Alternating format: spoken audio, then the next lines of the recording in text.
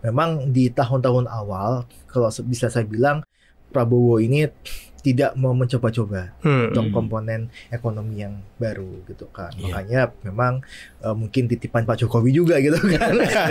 Beliau berkunjung ke Solo kan, Prabowo berkunjung ke Solo, ini ada Bu Ani aja lah gitu. Karena ya kita akui lah Bu Ani ketika menyusun anggaran sangat prudent sekali.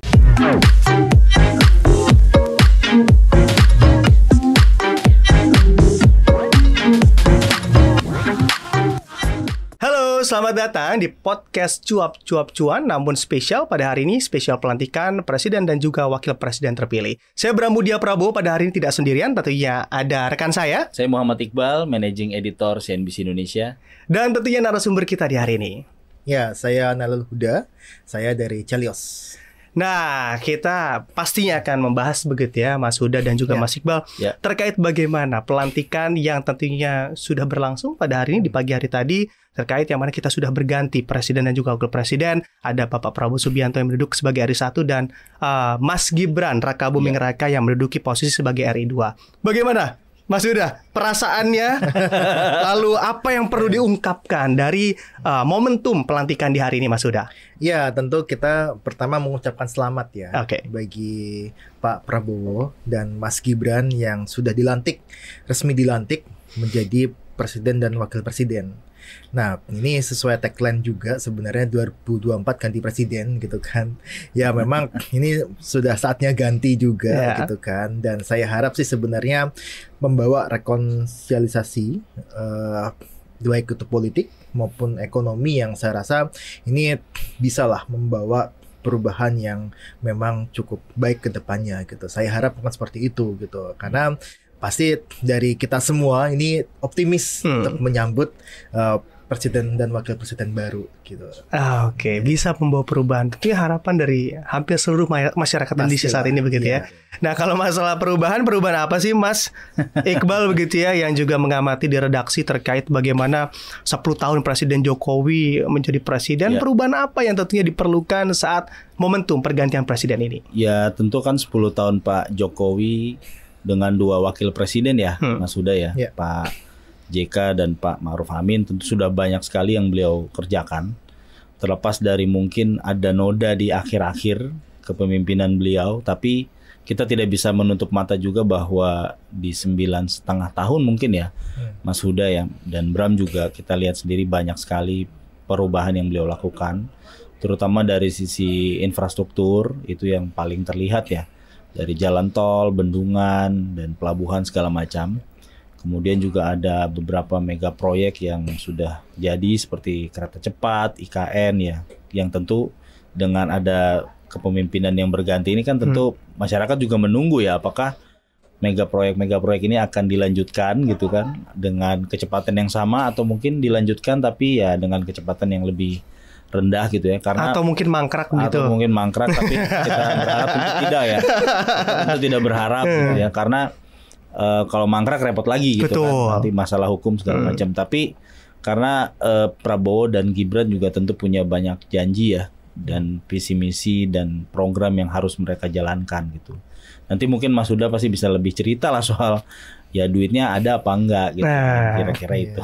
Gimana, langsung direspon aja Mas Huda, duitnya ada apa enggak sih melanjutkan program-program dan juga nawacita dari Presiden Jokowi? Ya, yang pasti cuan dari pemerintah kita terbatas. Itu udah pasti. Kita melihat sebenarnya dari sisi penerimaan negara itu kita masih stuck lah di angka, untuk tax ratio-nya di angka 10%-an. Jadi memang masih banyak sekali PR-PR dalam hal untuk meningkatkan lagi penerimaan negara.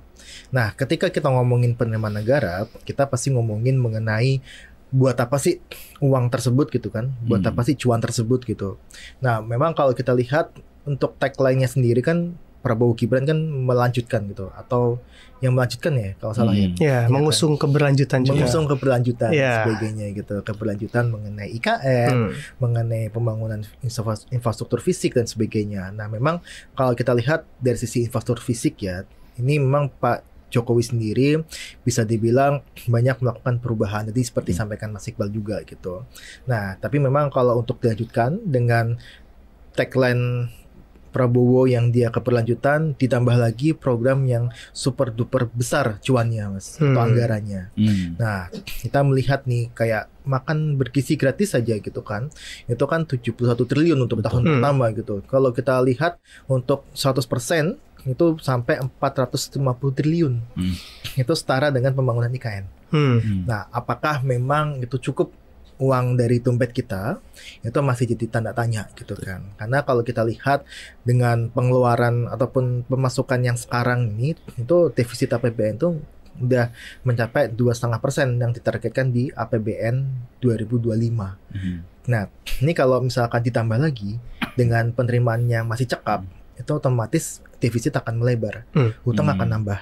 Nah, ini yang tadi kita optimis, tapi kita juga harus waspada terhadap segala kemungkinan yang terjadi ke depan. Jadi ini yang tadi Mas Iqbal sampaikan, perubahan, tapi juga kita harus waspada, optimis tapi waspada terhadap beberapa ya mungkin program-program beliau yang sangat spektakuler, yang saya ketika beliau kampanye pun saya pasti akan selalu bilang untuk rasionalisasi program beliau yang dirasionalkan terhadap penerimaan negara, kebutuhan masyarakat, dan sebagainya. Jadi ini masih banyak sekali peluang-peluang untuk mengubah berbagai program kampanye beliau.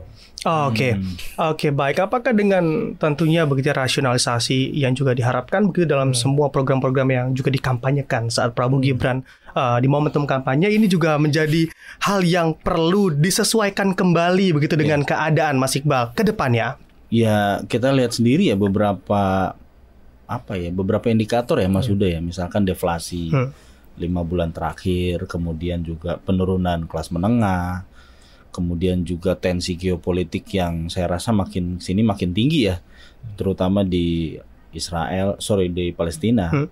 Kemarin malah kepala Biro Hamas juga dibunuh ya oleh Israel, yang membuat menurut saya tensinya ke depan akan makin tinggi, dan udah jadi rahasia umum ya ketika tensi di Timur Tengah tinggi, itu pasti implikasinya ke macam-macam, bisa ke logistik, bisa ke harga-harga.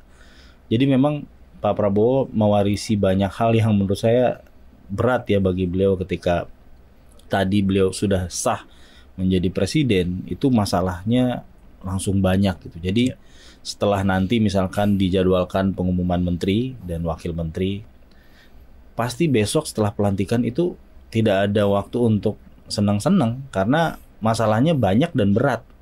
Dan tadi yang menarik ketika sebelum pelantikan itu Ibu Megawati juga menitipkan pesan melalui Pak Basarah ya, selaku ketua PDIP. Beliau bilang bahwa Ibu Mega tuh titip salah satunya terkait dengan luar negeri. Jadi yang memang ini menjadi concern Pak Prabowo ya, kalau kita melihat beliau kan juga tadi tamu-tamunya banyak banget ya, bahkan dari negara tetangga, bahkan tadi ada Presiden Serbia segala macam hadir. Ya ini yang PR utamanya justru ini sebenarnya. Karena kalau di dalam negeri pasti Pak Jokowi kan kemarin sudah meletakkan banyak fondasi ya. Itu kan tinggal melanjutkan. Tapi dan tim ekonominya pun nanti kita akan bahas, orang-orangnya juga sama gitu, sebagian besar sama. Jadi saya rasa keberlanjutan dalam hal ini ya untuk urusan luar negeri Pak Prabowo harus kerja lebih keras lagi karena situasi globalnya makin tidak pasti, dan itu implikasinya akan ada ke dalam negeri gitu. Ya baik, lagi mengusung keberlanjutan Mas Huda. Kabinetnya pun sepertinya nama-namanya juga keberlanjutan begitu ya. Orang-orang lama yang masuk dalam kabinet Prabowo dan juga Gibran. Sebetulnya tidak masalah apabila memang berkompetensi di bidangnya. Tapi apakah memang dengan segudang masalah yang juga tadi diceritakan oleh Mas Iqbal, ini juga akan menjadi masalah baru dengan orang-orang yang juga sebetulnya nama yang kemarin lagi gitu kabinet saat Jokowi dan juga Ma'ruf Amin. Sebenarnya kita nggak ada masalah ya dengan nama-nama tersebut ketika memang nama tersebut membuktikan kinerjanya sewaktu mungkin ya 5 tahunnya Pak Jokowi ataupun 3 tahunnya Pak Jokowi. Dan memang kalau kita lihat dari nama-nama Menteri Pak Jokowi yang dipanggil lagi ke Kartanegara kemarin, itu ada nama yang memang saya bilang kok ini lagi dan sebagainya gitu kan. Karena memang di situ ada sumber masalah. Ketika kita melihat bahwa salah satunya dari Menko bidang perekonomian, yang saya rasa juga banyak sekali masalah-masalah yang belum terselesaikan di tangan beliau. Misalkan seperti harga beras. Karena kan harga beras ini kan juga tanggung jawab beliau selaku Menteri Koordinator bidang perekonomian. Kita nggak bisa menyalahkan tunggal Kementerian Pertanian ataupun Kementerian Perdagangan, tapi ada juga di tangan beliau untuk masalah koordinasi harga. Nah, ada juga mengenai ya bisa kita bilang sebenarnya Bahlil ini kan juga cukup bermasalah kan, ketika ada investasi yang masuk itu dia membawa efek yang buruk. Dan kita lihat kemarin disertasinya Bahlil pun mereka juga menyampaikan ada yang untuk investasi hilirisasi nikel ya, yang dia membawa efek buruk kepada lingkungan. Nah, kita mencoba melihat dari sisi apakah memang bisa terselesaikan dengan Bahlil ini menjadi Kementerian ESDM dan sebagainya. Nah, ini yang memang kita dua nama itu yang menurut saya pribadi sebenarnya kalau dipanggil lagi gitu kan, ya selepas dari jabatan sebagai petinggi partai, tapi memang ini bagi saya cukup mengejutkan dan nyirutkan dahi mungkin ya.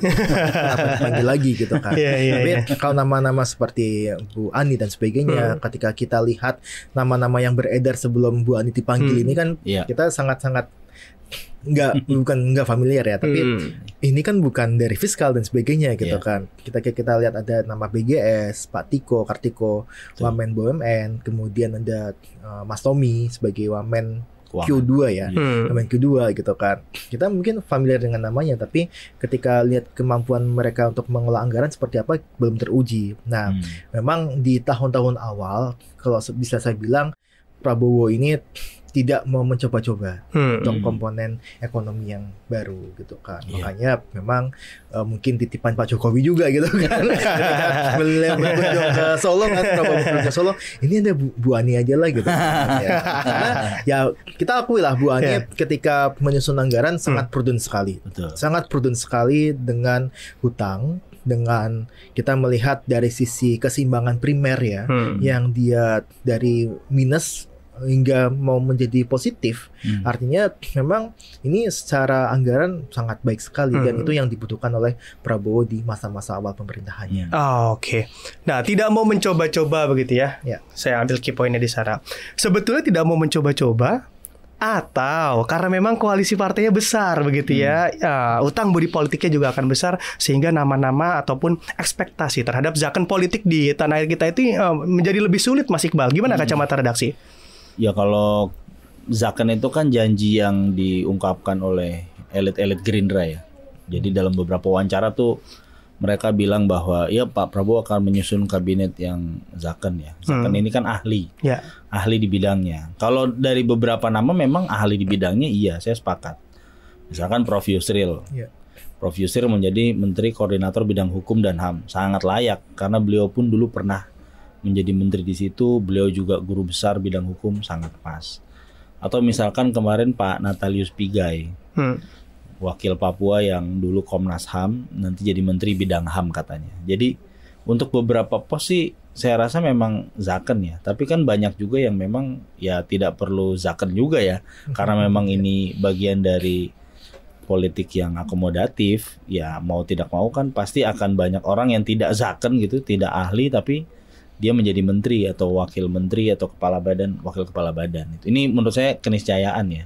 Cuman kalau untuk tim ekonomi, saya rasa memang tidak mau coba-coba, ya itu saya sepakat dengan Mas Huda. Karena ya tadi ketika mereka bekerja, itu masalahnya udah banyak dan sama. Pasti nggak jauh-jauh beda lah. Termasuk misalkan soal harga tadi misalkan. Belum lagi soal internasional yang tadi saya bilang. Makanya orang sempat bilang kenapa nggak Ibu Menlunya lanjut lagi aja sekalian. Karena kan apalagi tadi yang soal Palestina kan, yang ketua MPR tadi pidato, itu kan pesan dari bukan MPR ya, kalau kita baca itu pesan dari rakyat juga kan untuk mendukung perjuangan Palestina. Dan kita juga tahu 10 tahun di era Pak Jokowi ya beliau sangat konsisten kan. Dan Ibu Retno juga berulang kali selalu ngomong Palestina adalah jantung diplomasi Indonesia gitu. Ya kenapa nggak dilanjutkan kira-kira gitu kan. Kalau memang tidak mau coba-coba. Tapi kan lagi-lagi ini kan masalah politik juga kan untuk dalam pemilihan nama-nama itu. Dan tim ekonomi saya rasa karena sudah saling kenal ya Mas Huda mungkin ya. Jadi takutnya kalau ganti lagi nanti koordinasi ribet lagi segala macam gitu. Ribut lagi, ganti lagi yang akhirnya susah mencapai ekspektasinya begitu ya. PDB kita di angka 8%. Apakah dengan nama-nama yang tidak mau coba-coba ini juga akan memuluskan jalan begitu pemerintahan ini untuk mencapai PDB sesuai target Mas Huda? Pertumbuhan ekonomi Mas. Betul. Ya, utama gini. Pertumbuhan ekonomi 8% itu memang ini sesuatu yang menurut saya pribadi ya. Itu sesuatu yang sulit sekali dicapai. Kita masih melihat lah berbagai data. Kita pertama data historis. Data historis kita tidak pernah menyebutkan kita berada di angka lebih dari 7% pasca reformasi. Memang pas Orde Baru kita pernah di angka 8% lebih gitu. Tapi sekali lagi itu ketika oil bonanza, ketika kita masih menjadi eksportir minyak, kita sangat kaya sekali pada saat itu. Nah, memang kalau tadi Mas Iqbal sampaikan juga tensi geopolitik, kemudian dari sisi domestiknya juga masih bermasalah dan sebagainya, yang saya rasa target 8% itu sangat sulit sekali dicapai. Dan ini memang sangat-sangat yang kalau bisa saya bilang ya harus ada rasionalitas kenapa itu harus terjadi, kenapa itu susah dilakukan dan sebagainya. Kita tahulah kita di sisi geopolitik masih sangat uncertainty, dari sisi domestik juga kita masih bisa bilang terjadi daya beli yang tengah menurun dan sebagainya. Ini kemungkinan besar dua masalah itu yang menyebabkan tadi nggak bisa tercapai. Tapi untuk capai 6% pun saya sudah acungi 2 jempol ketika ekonomi kita bisa mencapai 6%. Atau kayak Vietnam kemarin 7% tuh sangat-sangat bagus sekali gitu. Itu sudah sangat bagus sekali ketika investasi masuk dan sebagainya gitu kan. Nah, ini yang memang dirasa kalau saya bilang kan ini kan sangat terkait dengan kepercayaan dari negara-negara lain gitu kan. Makanya dari sisi ekonomi Bu Ani itu dipilih lagi gitu. Karena ya bisa dibilang siapa sih yang nggak percaya dengan Bu Ani gitu kan. Ketika menjaga fiskal dengan baik dan sebagainya, saya rasa itu menumbuhkan dari sisi kepercayaan kepercayaan investor. Investor jadi mau investasi di Indonesia dan sebagainya, ya salah satunya gara-gara tim ekonominya yang memang jantungnya di Bu Ani gitu. Nah, ini yang saya rasa dari sisi historical kita susah untuk capai itu, kemudian dari sisi kondisi terkini juga susah gitu kan. Yang kita harapkan sebenarnya kita nggak usah tumbuh muluk-muluk 8%, 6%, 7%, tapi berkualitas. Berkualitas dalam hal apa? Dalam hal penyerapan tenaga kerja. Tenaga kerja itu sangat penting sekali Mas Bram. Kita melihat banyak sekali masyarakat yang dia terluntang-lantung dan sebagainya, yang kita tinggi 7%, 8%, tapi penyerapan tenaga kerja kurang. Itu yang nggak kita inginkan. Yang kita inginkan adalah pertumbuhan ekonomi yang berkualitas, sehingga pertumbuhan ekonomi 5%, 6% mampu menyerap tenaga kerja lebih banyak, kesejahteraan masyarakat bisa lebih tercapai dengan baik. Oke, penyerapan tenaga kerja gitu. Nah, ini penyerapan tenaga kerja apakah akan sebanding dengan derasnya penyerapan anggota-anggota koalisi di kabinet? Apakah nantinya juga akan bisa begitu ya terserap dengan baik? Karena memang kalau untuk mencapai pertumbuhan ekonomi yang lebih tinggi lagi, penyerapan tenaga kerja ini juga menjadi kunci Mas Iqbal. Kemarin kan baru wawancara kan. Iya. Nah, gimana Mas Iqbal? Iya, tenaga kerja jadi isu ya, apalagi makin banyak yang informal. Pasti Mas Huda lebih paham lah soal ini. Dan informal kita tahu ya Mas Huda ya, mereka kan tidak pasti ya hidupnya. Jaminan kesehatan tidak ada jenjang karir, pendapatan juga tidak jelas. Sebenarnya ini di satu sisi menyulitkan pemerintah juga ya, karena suatu saat mereka tidak ada penghasilan, misalkan sepi atau seperti apa, ya mereka akan kesulitan gitu. Dan ini yang membuat menurut saya, dan sekarang trennya kan begitu ya Mas Huda ya, makin banyak pekerjaan yang memang ya informal jatuhnya, mungkin freelance atau apalah sekarang dengan perkembangan teknologi, perkembangan zaman ya. Ini yang saya pikir juga harus diaddress ya, dan investasi yang masuk yang tadi Mas Huda bilang, Bram, memang idealnya lebih ke arah padat karya. Cuman kan kalau kita lihat sekarang trennya mungkin ya Mas Huda ya, kebanyakan di padat modal ya. Ya kalau padat modal kan istilahnya satu orang bisa mengerjakan pekerjaan 100 orang kan, karena memang mesin dan segala macam. Ini bisa jadi bom waktu ya menurut saya ya Mas Huda ya. Kalau nggak diperhatikan, kesejahteraan menurun, kemudian ya lanjutannya pasti kriminalitas dan seterusnya. Itu kan yang paling nggak kita inginkan. Sementara kalau kita berkaca di era Pak Jokowi, harus diakui ya keamanan dan pertahanan itu baik. Jadi ekonomi bisa berjalan sih. Harusnya dengan Pak Prabowo dengan latar belakang militer ya secara politik dan keamanan harusnya sih terjaga ya. Oke. Itu sih, karena kalau udah kayak gitu kegiatan ekonomi kan ikut aja. Oke, karena durasi yang juga cukup singkat, walaupun isu yang bisa digali dan dibahas sangat banyak begitu ya Mas Huda, tapi kami juga ingin mengetahui harapan Anda begitu untuk kabinet dan juga Presiden Wapres terpilih saat ini ke depannya akan seperti apa? Singkat saja Mas Huda. Ya, secara singkat saya titipkan sebenarnya pertumbuhan ekonomi ini pertumbuhan ekonomi yang berkualitas dalam hal penyerapan tenaga kerja, sehingga masyarakat kita, Gen Z kita, generasi alpha mungkin yang akan jadi pekerja nantinya itu bisa menikmati pekerjaan yang memang layak di Indonesia, memang tadi menimbulkan perlindungan sosial, terus kemudian bisa mensejahterakan masyarakat dan sebagainya. Karena kita tahu bahwa pertumbuhan ekonomi adalah pertumbuhan ekonomi yang berkualitas ya. Itu adalah kunci bagi kemajuan kita dan kunci bagi Indonesia Emas 2045. Oke, semoga juga bisa terwujud gitu, Indonesia Emas di tahun 2045 nanti. Terima kasih Mas Huda telah main-main di studio Cuap-Cuap Cuan, dan terima kasih juga waktunya Mas Iqbal telah bergabung berdiskusi pada kesempatan kali ini. Terima kasih juga Sobat Cuan telah menyaksikan Cuap-Cuap Cuan spesial pelantikan Presiden dan juga Wakil Presiden. Dan saya Bram Budi Prabowo pamit. Saya Iqbal pamit. Saya Nailul Huda pamit juga. Dadah, sampai jumpa.